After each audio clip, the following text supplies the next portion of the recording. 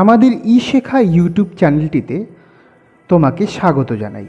আজকে আমাদের টপিক হলো Microsoft access database simple query.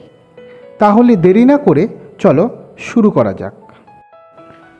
Microsoft অ্যাক্সেসে অনেক ধরনের কোয়েরি আমরা সাহায্য নিতে পারি। তার মধ্যে আজকে আমরা প্রথম যে কোয়েরিটা আছে সিম্পল কোয়েরি, সেটা দেখে নেব। সিম্পল কোয়েরির সাহায্যে আমরা আজকে ক্যালকুলেশন করব। তাহলে প্রথমে আমরা একটা ডেটাবেস ওপেন করলাম এবং ডেটাবেসে থাকা স্টুডেন্ট রেজাল্ট বলে টেবিলটা আমরা ওপেন করলাম। এখানে কিছু স্টুডেন্টের তাদের সাবজেক্টে প্রাপ্ত নাম্বার আছে। এই টেবিলটা ভালো করে লক্ষ্য করলে দেখা যাবে এখানে 7টা সাবজেক্ট আছে এবং তাদের প্রত্যেকটা সাবজেক্টে প্রাপ্ত নাম্বারের মোট এবং পার্সেন্টেজটা নেই। আমরা এই মোট এবং পার্সেন্টেজ অর্থাৎ টোটাল এবং পার্সেন্টেজটা ক্যালকুলেশন করব সিম্পল কোয়েরির মাধ্যমে। তাহলে আমাকে যদি সিম্পল কোয়েরি করতে হয় তাহলে আমাকে যেতে হবে ক্রিয়েট ট্যাবে। আমরা এটাকে কেটে দিচ্ছি, ক্রিয়েট, এবং ক্রিয়েট ট্যাবে আমরা এসে দেখতে পাচ্ছি যে এখানে টেবিলস বলে ওই গ্রুপটার পাশেই কোয়ারিজ বলে একটা গ্রুপ আছে এবং আমরা কোয়ারি ডিজাইনে ক্লিক করব। করার সঙ্গে সঙ্গে এখানে শো টেবিল বলে একটা ডায়লগ বক্স ওপেন হবে। আমরা এখানে আমাদের যে স্টুডেন্ট রেজাল্ট বলে টেবিলটা আছে সেটা দেখতে পাচ্ছি। আমরা এই টেবিলটাকে সিলেক্ট করে অ্যাড বাটনে ক্লিক করব এবং এটাকে ক্লোজ করে দেব।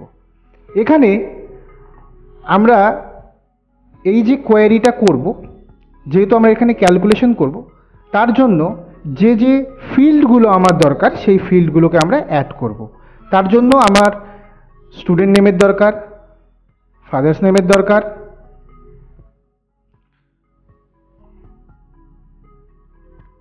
অ্যাড্রেসের দরকার, রোল নাম্বারের দরকার, Bengali, English, science, math, history, geography, computer. তাহলে এখানে পরপর সবগুলো আমি অ্যাড করে দিলাম। এবার আমার এখানে কম্পিউটারটা লাস্ট সাবজেক্ট।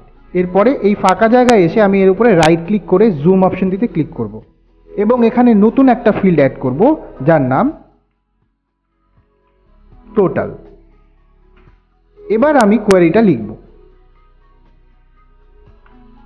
প্রথমে বেঙ্গলিকে অ্যাড করব। অবশ্যই প্রত্যেকটা সাবজেক্টের নাম থার্ড ব্র্যাকেটের মধ্যে লিখতে হবে।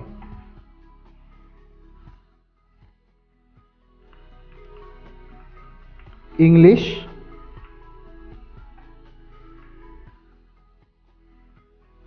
ম্যাথ,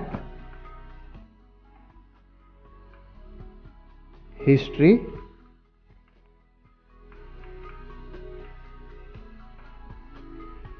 জিওগ্রাফি,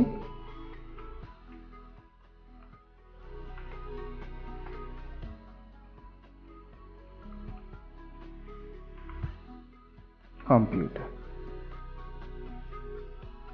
এবার আমরা ওকে বাটনে ক্লিক করব। ঠিক এর পাশেই ফাঁকা জায়গাটায় ক্লিক করে আবার জুম করব। এবার নতুন আরেকটা ফিল্ড অ্যাড করব, নাম পার্সেন্টেজ।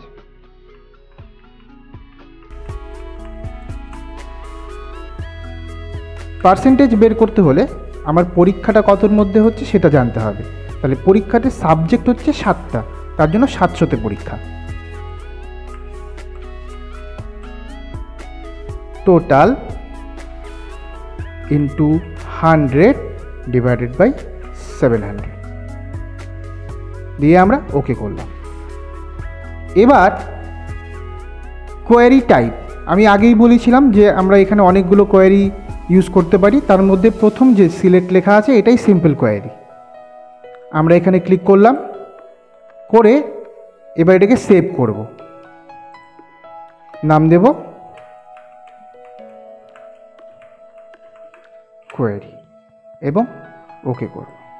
করে এখান থেকে কোয়েরিটাকে রান করলেই আমরা দেখতে পাচ্ছি যে স্টুডেন্ট তাদের প্রত্যেকটা সাবজেক্টও চলেই এসছে যেগুলো আমরা সিলেক্ট করেছিলাম, এবং সেখানে পার্সেন্টেজ এবং টোটালটা চলে এসছে। আমরা দেখতে পাচ্ছি তাদের প্রত্যেকের টোটাল এবং পার্সেন্টেজটা চলে আসছে, এবং এটা সিম্পল কোয়ারির মাধ্যমে আমরা করলাম।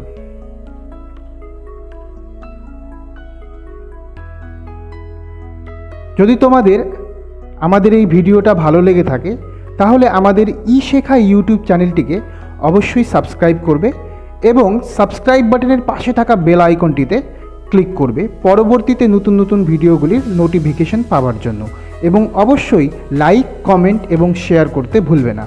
ধন্যবাদ।